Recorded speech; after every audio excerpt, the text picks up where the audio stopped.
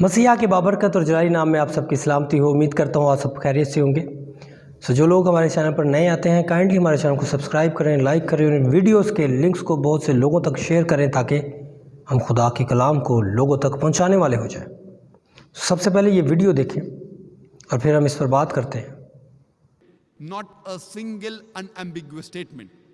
In the complete Bible, where Jesus Christ, peace be upon him, himself says that I am God, or where he says worship me. Can you explain or show where Jesus said he is God in the Bible? And why didn't he say, I am God, worship me? If Jesus is God, I would like you to show me one verse, only one statement anywhere in your Bible, any version of the Bible where Jesus says, I am God, or where he says, worship me. ہم نے دیکھا کہ وہ کہتے ہیں کہ Bible میں سے کوئی بھی ہمیں یہ دکھا دے، کہیں بھی ہمیں دکھا دیا جائے کہ جہاں پر یسوع مسیح نے کہا ہو کہ میں خدا ہوں اور میری پرستش کی جائے۔ جب خداوند یسوع مسیح نے مقدس متی رسول کی معرفت لکھے گئے انجیلی بیان میں، اور اس کا باب جو ہے وہ 26واں باب اور اس کی 63ویں آیت میں کچھ کہا تھا، اور وہ کیا کہا تھا جس کا مطلب سیم ٹو سیم یہی ہے، منون ایسا ہی ہے۔ اور وہ کیا کہا تھا؟ خداوند یسوع مسیح نے کہا، یسوع نے اس سے کہا کہ تو نے خود کہہ دیا، بلکہ میں تم سے کہتا ہوں کہ اس کے بعد تم ابن آدم کو قادر مطلق کی دائیں طرف بیٹھے اور آسمان کے بادلوں پر آتے دیکھو گے۔ اس پر سردار کائن نے یہ کہہ کر اپنے کپڑے پھاڑے کہ اس نے کفر بکا ہے، اب ہم کو گواہوں کی کیا حاجت رہی؟ دیکھو تم نے ابھی یہ کفر سنا ہے، تمہاری کیا رائے ہے؟ انہوں نے جواب میں کہا کہ وہ قتل کے لائق ہے۔ در حقیقت جب یسوع مسیح نے یہ کہہ دیا تھا کہ بلکہ تم ابن آدم کو قادر مطلق کی دہنی طرف آسمان کے بادلوں پر آتے ہوئے دیکھو گے، تو یسوع مسیح نے وہ حوالہ کوٹ کیا تھا جہاں پر لکھا تھا کہ پرستش جو ہے وہ صرف ابن آدم کو واجب ہے۔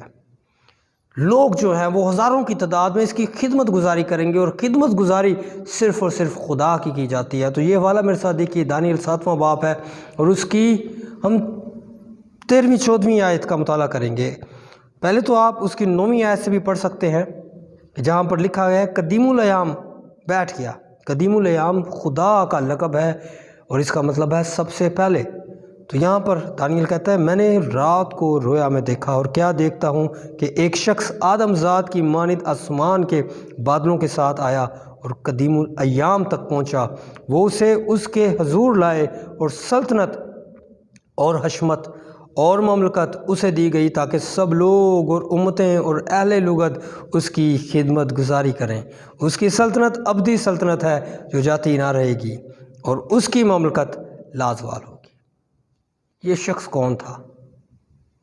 اور یسوع مسیح نے گواہی دی، یسوع مسیح نے خود کہہ دیا کہ بلکہ میں تم سے یہ کہتا ہوں کہ تم ابن آدم کو، آدم ذات کو قادر مطلق کی دائیں طرف اور آسمان کے بادلوں پر آتے ہوئے دیکھو گے۔ یسوع مسیح یہاں پر وہی حوالہ کوڈ کر رہا ہے جس میں کہا گیا ہے کہ یسوع خدا ہے اور وہ عبادت کے لائق ہے، ورشپ کے لائق ہے۔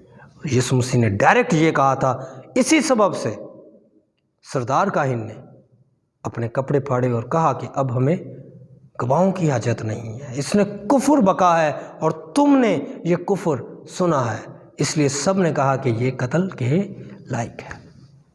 کیونکہ یہ آج بھی مسلم بھائیوں کے لیے، دوسرے لوگوں کے لیے یہی ہے کہ کوئی شخص خدا نہیں ہو سکتا۔ کوئی شخص یہ اگر کہتا ہے کہ میں خدا ہوں، میری پرستش کریں، تو اسے تو مار دیا جائے گا۔ یسوع مسیح نے وہ والا کوڈ کیا، وہ اقتباس سامنے رکھا جہاں پر لکھا گیا تھا کہ میں خدا ہوں، میری پرستش کی جائے، میں ابن آدم ہوں، میں آسمان کے بادلوں پر آؤں گا اور قدیم الایام تک پہنچوں گا، خدا کے برابر پہنچوں گا، خدا کے ساتھ بیٹھوں گا۔ جو خدا کے ساتھ بیٹھ گیا، جو اس کے تخت پر بیٹھا ہے، خدا ہی ہو سکتا ہے اور کوئی نہیں ہو سکتا۔ اور لکھا ہے کہ ابتدا میں کلام تھا اور کلام خدا کے ساتھ تھا اور کلام خدا تھا۔ بہت شکریہ۔